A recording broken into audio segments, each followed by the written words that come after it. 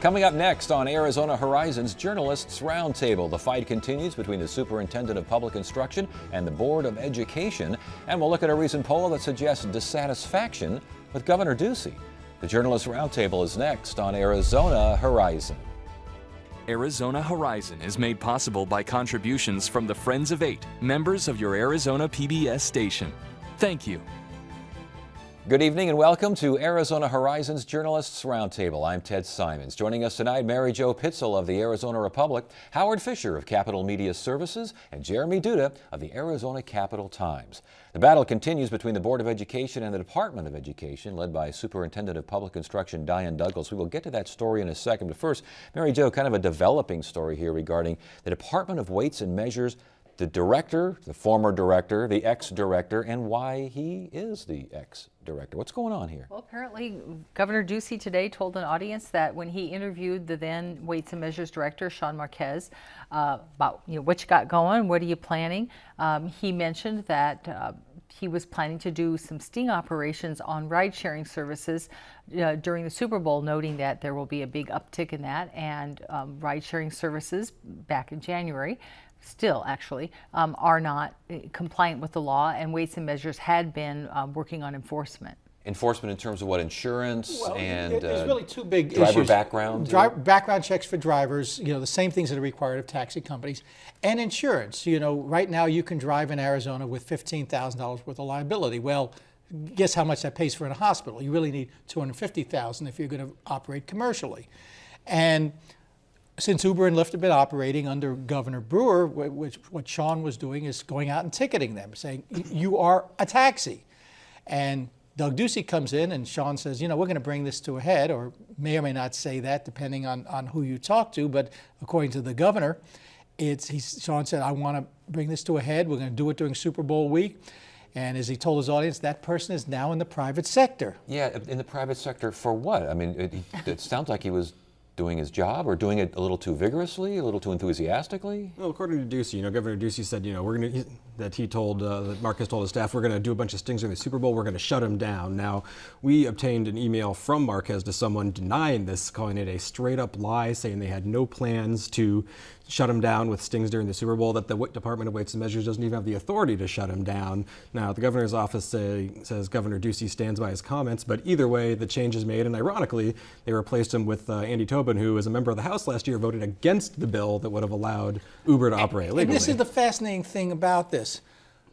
We've just talked about on this table about the imperial governor saying, don't collect that tax, do this, thinking of it as the CEO. The law was on the books. The law, as Mary Jo points out, until next January, the law still is you have to have certain insurance if you're going to offer rides. And it doesn't matter whether you've got a pink mustache in the front of your car or not. And to somehow say we're not going to enforce that law because we're not sending the proper message seems to me to be, as I say, a little imperious. But this sounds like a message from Ducey to his audience, and this was at the RNC, is that correct? That this is part of that light on regulation stance that he wants his administration to strike. It's just that it sort of ignores the law. We now have a bill that he signed last month, that will put some insurance and background requirements on ride-sharing services, but that hasn't taken effect yet. A couple of quotes, not going to have overly aggressive regulators, not looking to sting or surprise companies. Sure, and this is kind of a motto of the Ducey administration in general. He's a businessman, wants to be very entrepreneurial. We're going to promote, these entrepreneurial businesses, microbreweries and ride-sharing companies and, crowdfunding and that kind of thing. And they passed legislation on all of that. But this is the one, the ride-sharing, Uber and Lyft, is really the one instance in which they just said, we're not going to enforce this law for now. We'll pass legislation on it later. And let's go a step beyond that. There is a valid role for sting operations. Attorneys general of both parties have done this. You go into an auto shop, I can't tell you whether the third swizzle from the left in my Mustang is defective, and so they'll go in and see if in fact that they're ripping people off. That's how you find out if people are ripping off consumers. Well, that's why I brought it up. It's to say you're not going to sting or surprise a company. If you're not going to surprise the company knows you're coming, and you're not going to get anything. You're are probably you? just not going to dump those chemicals down the down the Not that sewer day, yeah. that day. Exactly. But it makes you wonder what the Inspector General position that Governor Ducey wanted. If he would have put that kind of limitation on an Inspector General, hasn't happened. The legislature didn't pass that bill, but makes you wonder. Well, but let's go a step farther. It makes you wonder. We have perhaps 24 state agencies. What direction has gone out to Department of Health Services in terms of their inspections? What direction has gone out to the Department of Environmental Quality? And if in fact we're going to have this new friendlier relationship, we're not going to pester businesses because it would be inconvenient, is that really the message we want to send? Now, the governor's office likes to try to deflect questions about, at least about the weights and measures ride-sharing thing, saying, oh, well, why is the press so hostile to Uber? Why don't you guys like ride-sharing? But it's a matter of, a governor or chief executive saying, we're not going to enforce this law, we're not going to collect that tax. The same thing that, for example, Obama deals with at the national level with stuff like deferred action. And that's the thing. He is a plaintiff. Arizona is a plaintiff in the argument that the Obama administration has taken the law into its own hands and stretched congressional authority beyond its legal limits. So, you can't say he doesn't understand the concept. Well, taking executive action is one thing, but just basically telling, the new guy, if we fired the one guy, you brought the new guy in and told the new guy, don't enforce the law.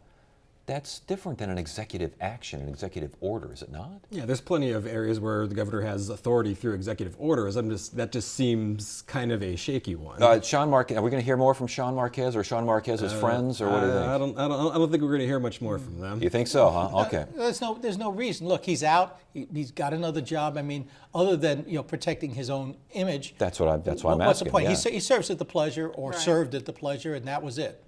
All right, let's keep it moving. Then we kind of refer to the imperial governorship here. Diane Douglas, and is this more DOE, Department of Education, Board of Education. Board of Education moves out of offices where they share with the Department of Education and move into the Executive Tower. Yes. Yeah, the rent was the right price, I guess, and they needed to get out of the Department of Education. The Board of Ed has been planning this for a little while. They got some authorization at their last meeting for the board to move its employees into some new office space. And this is just the result of several months, pretty much almost since Diane Douglas took office as state superintendent, is clashes between her and the Board of Ed. She very famously tried to fire these two employees. She was forced to reinstate them, and there's been a lot of friction since then at board meetings. She's constantly fighting with the the president of the Board of Education. And so the Board of Ed employees said, we're just not going to deal with this anymore. We're going to move into new digs. And this could only diffuse the tension, I think, because, people have been wondering there was a bill that was going to give the Board of Ed exclusive authority over these employees and kind of clear up this question that Douglas had. That didn't go anywhere. Why didn't that go anywhere? What happened to that agreement? Didn't they have a deal worked out? It seemed like it's kind of strange. The governor supported it, the Board of Ed supported it, the superintendent supported it. It seems like the legislature did not place a high priority on it. I'm not sure that if the governor's office placed that high a priority on it. And look, the geography will help. The fact that there's now several blocks separating them. But the hostility is going to continue because remember, it is the board that sets policy, even though Diane, who was elected on a platform of we're going to get rid of Common Core, says, and that's our directive.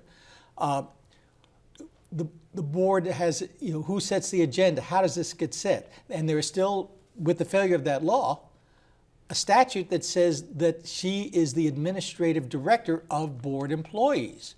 And so the fact that they're up the block may or may not settle things. And I think we're going to end up in court. You think so? I think it's something will happen. Something will blow up. And somebody will take an action, either her or her chief of staff, or the board employees will do it. And I think we're almost certain to be headed for court. And I mean, frankly, that might be the best thing that could happen because it would end the uncertainty around this, and you get a legal opinion, and then maybe you need some legislation to trail behind that. But it might put this whole squabbling, behind us. And for now, I think there's no question that the friction is going to continue between these two entities, but in terms of kind of diffusing that, at least they can no longer do the nuclear option of trying to refire Christine Thompson and Sabrina Vasquez. They can no longer walk them out of the Department of Education because they are no longer in the Department of Education. What they also can't do, which is one of the concerns that Greg Miller, who's the chairman of the board, said, is because the board's computer system and the board's voicemail was set up through the Department of Education, it let the chief of staff of the Department of Ed tap into all that. They got their own website, and now they're happy. You've got both sides, though, saying it was a hostile work environment. I mean, Department of Education people saying the board people were threatening. There was verbal altercations, all this kind of stuff. Will this block check that. Different question. Does Diane Douglas now kind of understand that what she does is more of an administering role as opposed to setting policy? And because the governor puts so many people on the board, he kind of has more control over policy than she does? No, I don't think so. And I mean, late this afternoon, the Department of Education issued a press release saying, you know, we've looked at this budget change that's affecting charter schools, small charter schools with enrollments of less than 600, and the way we calculate it and the way we read it, the hit's a lot bigger, a lot steeper than what the legislature thought it was going to be and what the legislature's budget office scored it as. Charter schools are now saying, well, wait a minute, she's you know, interpreting that way too, you know, too liberally. You know, we've got to take another look at this. But this you know, so here's a case where you might have some real, you know, severe financial consequences. And I'm not saying that Douglas's office got it wrong. I mean, but that's their job. They read this law differently than the legislature does. And this gets into an argument that all the years, you know, we've done Horizon is what officers should be elected and what officers should be appointed. You know, whether it was debating the sheriff or whatever, but you have a school superintendent who, again, the role is administrative. You get all this money, you get, you know, $4 billion of state money, you get federal money, and you dole it out, and you keep track of records, and you make sure that school districts have done the testing and have complied with the law, and they've certified the teachers. There is no policy-setting role in it, and yet to have somebody run saying, I'm going to set a policy is the problem. She ran on a policy issue that she really does not have control over. Do you think she's getting that message? Okay, we'll stop with that one. All right, we'll move on there. Thank you. I didn't mean to humor you. Who is Stewart Rhodes? What are the Oath Keepers, and what in the world is he talking about? Stewart Rhodes is a member of this group, the Oath Keepers, kind of a constitutionalist conservative group. They were at a meeting of a group I believe called the Liberty Caucus, where Senate President Andy Biggs was a featured speaker, actually there to talk about his book against Article 5 conventions. But Mr. Rhodes was speaking, railing against John McCain, a popular target for grassroots conservatives and Tea Partiers, and said he's a traitor, you know, over NDAA and all kinds of other things.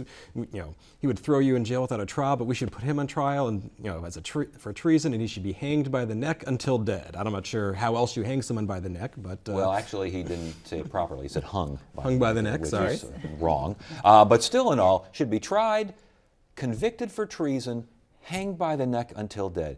And we had two state lawmakers in the audience, and of course they protested, right? No. And this first of all, this was all captured on video that was distributed widely, thanks courtesy of People for the American Way, a progressive or liberal-leaning group.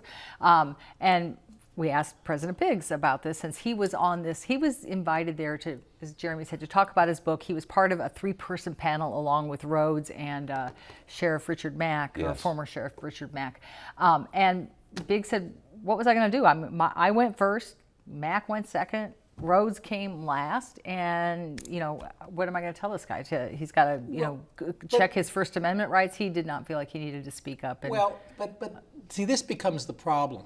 I mean, it's one thing to say, you know, he didn't need to launch into a vigorous defense of John McCain, and Lord knows that I'm sure that Andy's got his own problems with John McCain and some of his philosophies. But there comes a point where somebody needs to be the adult in the room and say, this rhetoric is inappropriate. It's not helping the party. If you want to work to unseat John McCain, great. There are candidates there. You know, Kelly Ward was there. She wants to run against John McCain. Work for her.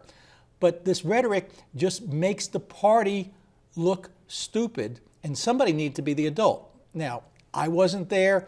What was the appropriateness of standing up? If you're the Senate president, look, Andy Biggs is not shy about telling us what he wants.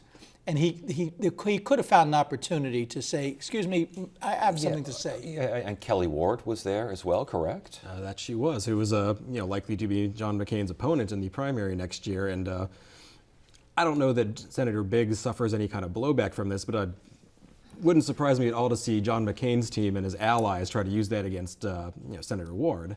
Yeah, well, okay. And any response from McCain at all? We heard anything yet? He's not commenting. Yeah. Look, this isn't how. If you did a Google search and said John McCain and treason, you'd probably find a dozen different Yes. folks who've called him guilty of treason. And I doubt this is far from the first time John McCain has heard grassroots conservative types call for him to be tried for treason. Yeah, you sort of don't need to comment. I think the statement is widely seen as incredibly offensive and out of place. And what are you going to do? Pile on? Okay, let's keep it moving then. We certainly are piling on here. Secretary of State and clean elections, and they're starting to, it sounds like Clean Elections wants to be a little, according to the Secretary of State's office, a little more than Clean Elections. Clean Elections saying, no, this is what we're doing. We're just adding on, changing an existing ordinance to existing law. What is going on? So you have the Clean Elections Commission, and they are opening a docket to start a discussion about shall they regulate the speech of committees that are formed that become these independent expenditure committees that right now really don't, under law, don't have to disclose all their donors. They are looking at adding language that would allow them to allow disclosure from, or require disclosure from, some of these groups. And Secretary Reagan, that's in a nutshell, and Secretary Reagan objects. She not only objects, she vehemently objects and thinks this is sort of the Clean Elections Commission playing outside of its turf. They don't have any authority, she says, to do that. Well, except for the fact that when the voters created the Clean Elections Commission in 1998, they did give them some authority over independent expenditures. Now, some of that may have been in the days when we had matching funds and they needed to control that. But they built this Clean Elections Act on top of the existing elections law. So you actually have this dual track of who gets to do regulation. We've seen cases where both have looked into things. They've investigated Tom Horn. They've investigated people going against Tom Horn. And so there is some authority. Now, the question becomes, can they take what the legislature said? The legislature has said you can require disclosure of donors by certain committees that are clearly trying to influence elections. What Tom Collins, who's the executive director of the commission, is saying, we're just helping to define who is in fact trying to influence elections. Are they helping to define, or are they adding a new definition? Well, they're adding I guess you could call it a rebuttable presumption, which is that you're presumed that if you're just been formed in the same election cycle and you're starting to spend money, the presumption is you're not some club organization that's been around for a while. You're being formed for a political purpose. They're adding parameters. Yeah. They're trying to further define it, more detail. Well, this is largely in response to a bit law that was passed during the last session where the legislature redefined the statutory definition of political committee in response to a federal judge's ruling.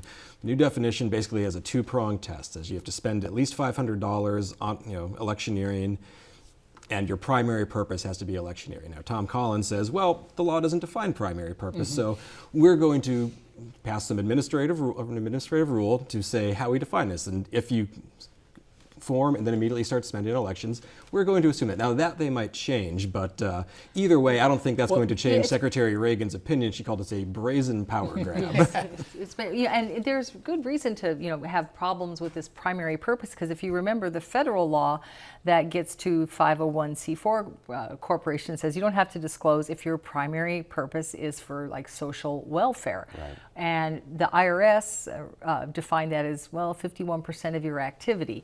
And this is a smaller part of a much larger fight that's been going on for a couple of years now. And in 2013, the authority that Howie mentioned on whether or not the Clean Elections Commission can regulate independent expenditures, candidates who aren't clean elections candidates who are privately funded. Tom Collins and the commission say, well, we've always had this authority, it's just never really been used. And starting in late 2013, they started pretty vigorously enforcing that and have been since. And more important is the courts have essentially sided with the commission. And so I talked to Eric Spencer, who's the state's elections director, and I said, it's a nice theory to say they don't have that authority, but the courts have sided with them. And he sort of sniffed at me and said, I don't need a court to tell me what the law says. This is a turf thing. And remember, this Secretary of State's office is very political. And the Republicans who more often than not been the beneficiaries of some of this dark money, I don't think are as keen to regulate it as some of the other folks. And there's reason. I mean, the Clean Elections Commission, if I'm correct, has gone after already an independent expenditure group. Legacy Thank you, the Legacy but Foundation. they're in court and now that's in on that. court. So there's still an open question about the extent of the commission's authority, and perhaps we should let that play out in the courts before making changes one way or the other. Well, the legislature they passed a law last year trying to curb that authority. Now, the commission says this isn't binding because the authority that we have is protected by the Voter Protection Act. You need a 3/4 vote to change it. It has to further the intent of the voters, which rescinding their authority obviously wouldn't do. Secretary of State's office maybe doesn't feel the same way. Eric Spencer said to me the other day that it's not off the table. They might sue the commission to try and test that law. Interesting. All right, well, keep an eye on that one. We also have the Attorney General withdraw, speaking of public finance and this sorts of things, withdraws an opinion after everyone and their brother apparently said, oh, we don't like this opinion? Well, it wasn't that we don't like it. It was the problem that it created. Sheila Polk has been very outspoken about her opposition to legalizing marijuana. In fact, she knows that there's an election coming. She's formed a separate political action committee. But she also wants the ability that if she's going out and talking to groups as the Yavapai County attorney on county time, maybe even using the county car to get there, to go out and say why she thinks marijuana legalization would be bad. Problem is, state law says you can't use public resources to influence an election. So she asked Brnovich for an opinion, and he basically said, look, you can go out and educate. You don't even have to do fair education, but as long as you don't say vote for or vote against, you can free to do that. Well, there's a whole bunch of folks, including the Goldwater Institute, which has tried to curb this kind of activity by school boards, that called to his attention, you know, there's some laws that actually talk about this.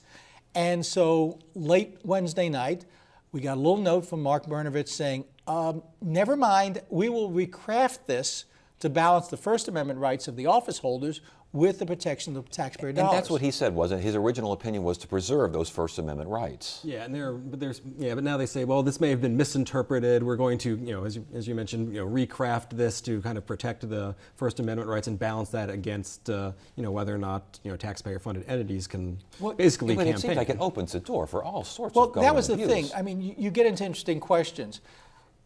Under the opinion, Sheila Polk could not say, I want you to vote against the measure, at least not using her official office.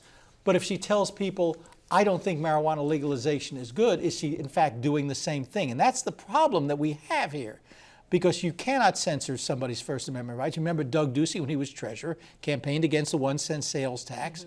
He probably crossed the line in terms of the use of his office, but again, he's an elected official, he has certain rights.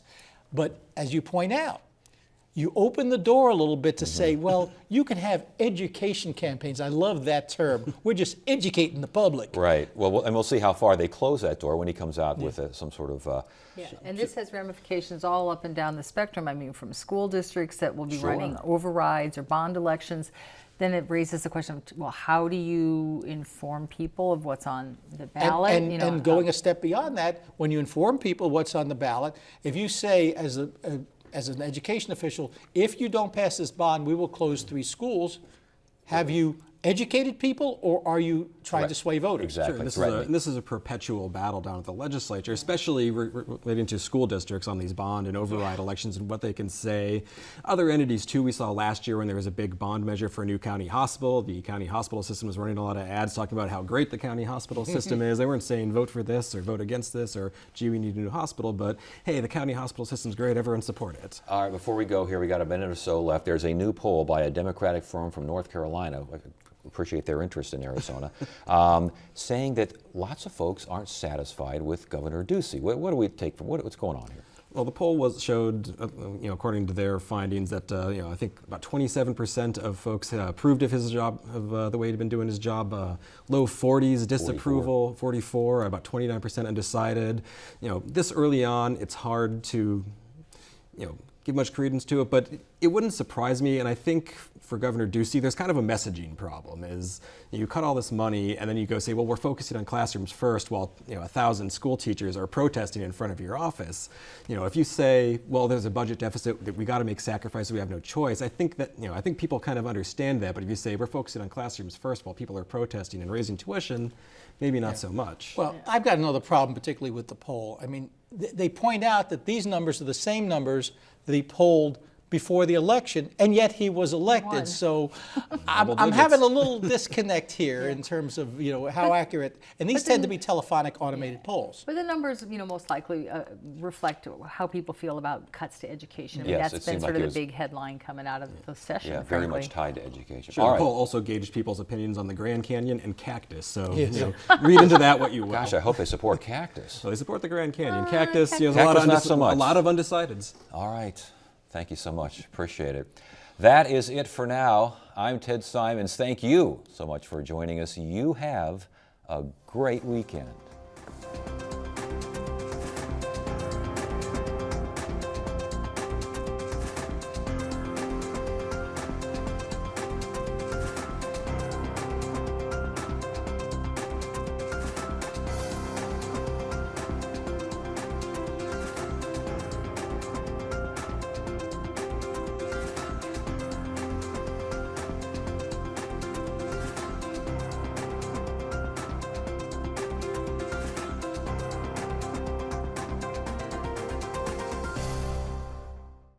Arizona Horizon is made possible by contributions from the Friends of 8, members of your Arizona PBS station.